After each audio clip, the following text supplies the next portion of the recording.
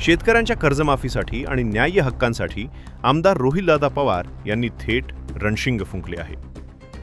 येत्या 12 जूनपासून विठुरायाच्या पंढरीत सुरू होणार आहे अन्नदात्यासाठी अन्नत्याग आंदोलन.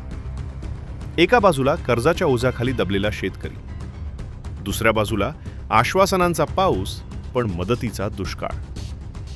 सरकारच्या अटी शर्तींच्या कचाट्यात अडकून लाखो शेतकरी कर्जमाफीपासून वंचित राहिल्याचा आरोप होत आहे. याच संतापातून आता पंढरपूरच्या भूमीत उभा राहत आहे एक मोठा संघर्ष. पंढरपूर, विठुरायाची नगरी. याच भूमीत रोहितदादा पवार अन्नत्याग आंदोलनाला सुरुवात करणार आहेत. शेतकऱ्यांच्या प्रश्नांसाठी हा केवळ आंदोलनाचा कार्यक्रम नसून सरकारला जाग आणण्याचा प्रयत्न असल्याचे आंदोलनकर्त्यांचे म्हणणे आहे. 7 मागण्या, एकच लढा. 1.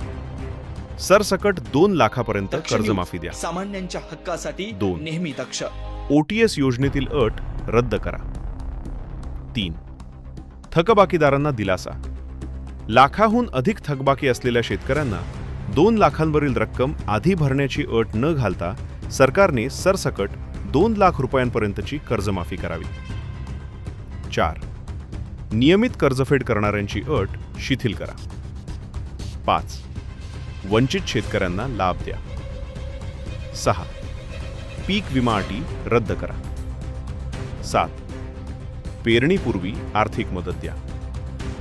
राज्यातील शेतकरी आर्थिक संकटाचा सामना करत असताना आता या आंदोलनाकडे संपूर्ण महाराष्ट्राचे लक्ष लागले आहे.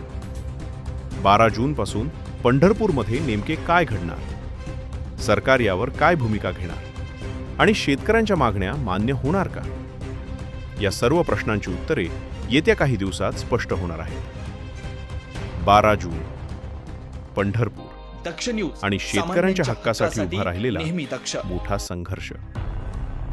या आंदोलनावरील प्रत्येक अपडेट सर्वात आधी पाहण्यासाठी महापर्व न्यूजला सबस्क्राईब करा, लाईक करा आणि शेअर करा.